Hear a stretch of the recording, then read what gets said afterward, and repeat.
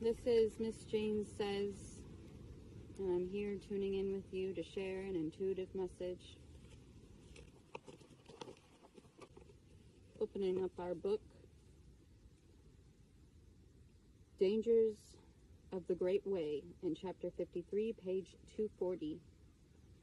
We understand the Da, meaning great, Tao, meaning guide, as the course of actual cosmic history, all that ever was or will be the case. Appreciating the normative irrelevance of this concept, we will see that we must avoid is treating it as we do guiding Taos, choosing to follow or interpret it. There is nothing to acting on it, so people use it to shrink responsibility. The word is not shrink, I misread it, but that's very well is relevant to this energy, shrinking the responsibility. Shirk is the word, actually. What is the meaning of shirk? S-H-I-R-K, responsibility, because I've never heard of that word or it being used as such. They disengage and disregard the consequences as fate.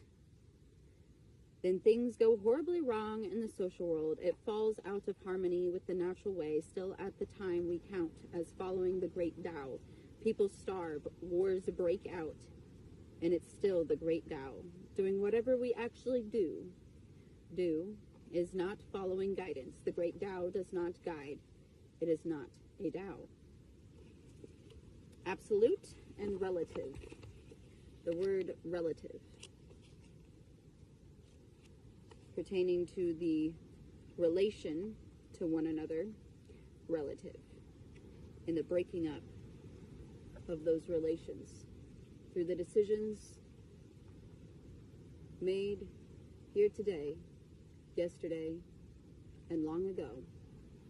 A repeated cycle. I lost hope many years ago,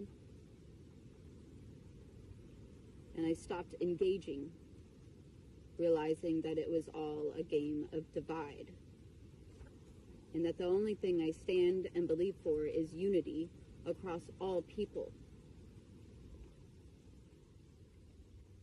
I will not allow myself to be divided in humanity, that we are one, and I do not engage in the petty games of politics. Chapter 54, Absolute and Relative. This chapter starts with more examples of how ideal types are irrelevant to our actual situations. We deal with real contexts in which the opposites commingle, and perfection is unrealistic. We think of our constructs as ideal types, but we can cultivate them in different ways in progressively expanding realms. For example, through individual prudence in the family. Dealing with everything needs and has no deeper explanation.